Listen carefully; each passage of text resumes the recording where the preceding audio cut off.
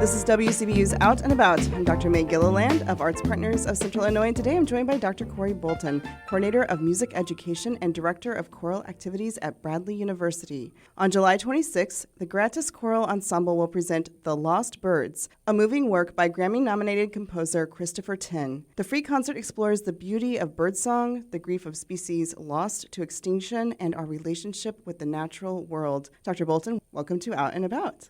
I'm so glad to be here. Thanks for having me. The title itself, The Lost Birds, I found immediately intriguing. Tell us about this work and what audiences will experience during the performance. Well, the work is actually based on the poetry of four of the most prolific female poets of the late 19th century and early 20th century: Christina Rossetti, Sara, Emily Dickinson, which is probably the most well-known, and then Millay. And separately, they wrote poetry about the passenger pigeon, which at that time was in numbers of the billions. And so they wrote about the beauty and magnificence of these birds and how they would fly in flocks of a mile wide, which is actually one of the names of the movements in the piece. But and they would darken the skies because it would be so dense. So the afternoon it would be dark, and there would be a roar in the sky. Wow. So they wrote about this magnificence and the abundance of these birds, and then eventually the seeming disappearance of these birds, because at that time they were starting to hunt these birds not only for cheap meat but for sport.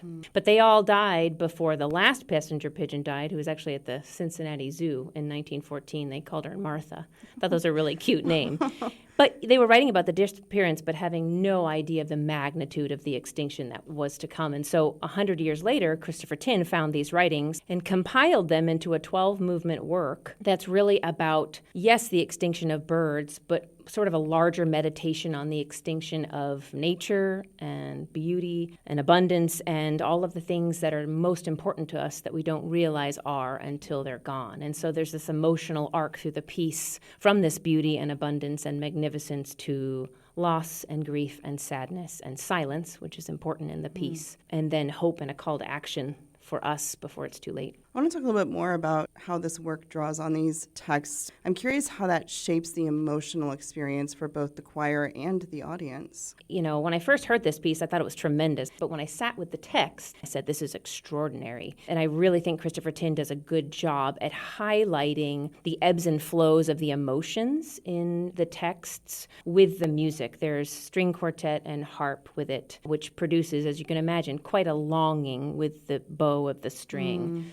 And I mentioned earlier that silence is really important for the emphasis of loss and reflection and sadness and thought for the future. You have opportunities before and after the concert to get involved, so tell us a little bit more. Well, before the concert, we'll have a sort of a pre-concert lecture that will involve the Sierra Club and the Audubon Society, some representatives from there talking about the work that they're doing right now and the importance of that work and in relation to the piece. And then I'll talk about the piece itself, the poetry, the meaning, and how the music is weaved with the poetry. And then the most important part, I think, is how to listen to the piece in a way that it becomes meaningful to the listener. And then after the concert, there'll be a reception, and those organizations and the singers will also be in that reception to field questions, to talk about how people become more involved in ways that they feel like they want to contribute, whether it's their time or finances. And we want this to be an experience for people and not just another concert. That was Dr. Cory Boulton discussing The Lost Birds, presented by the Gratus Choral Ensemble on July 26th at First Federated Church in Peoria. Dr. Boulton, thank you so much for joining me in the studio today. I'm so grateful to have been here. You've been listening to Out and About, a production of WCBU and ArtsPartners of Central Illinois, designed to connect you with the arts community. Our producer is Joey Wilson. Find this episode at WCBU.org